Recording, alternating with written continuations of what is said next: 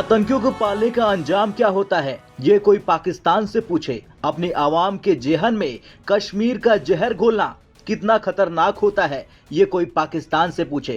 क्योंकि आज पाकिस्तान की आवाम पाकिस्तान के हुक्मरानों की गलत नीतियों की वजह से बर्बादी की कगार पर खड़ा है। आलम यह है कि बिजली, गैस, गेहूं, आटा और रोजमर्रा के सामान का संकट होने के बावजूद अब वहां पर संकट आ गया है दवाइयों का। क्योंकि दवाइयों के उत्पादन के लिए पाकिस्तान के पास केवल 2 दिनों का कच्चा माल बचा है।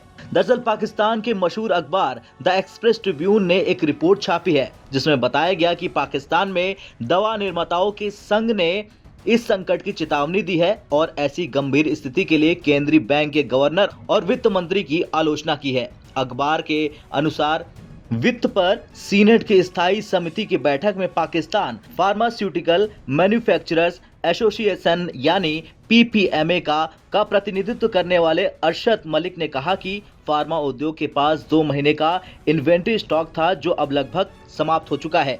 अब सवाल यह है कि पाकिस्तान में ऐसे हालात कैसे आए।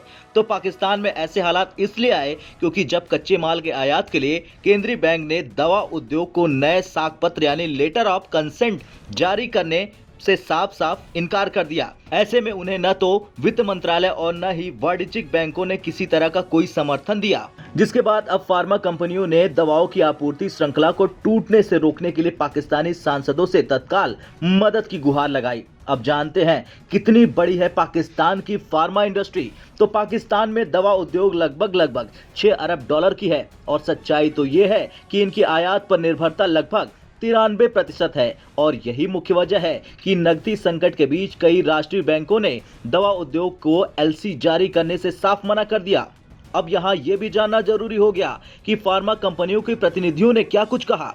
तो फार्मा कंपनियों के प्रतिनिधियों ने साफ कहा उनकी कंपनी के पास भारत से कच्चे माल के आयात के लिए 1 अरब रुपए की क्रेडिट सीमा है और उसने 45 दिन पहले ही 100 मिलियन रुपए का भुगतान किया है। बावजूद इसके पाकिस्तानी बैंक भारत को भुगतान करने में असमर्थ रहा है।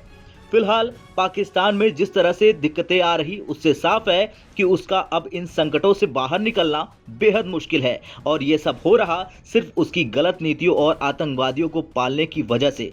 आपका क्या विचार है पाकिस्तान की हुकूमत पर? कमेंट कर जरूर बताएं। ब्यूरो रिपोर्ट, भारत तक।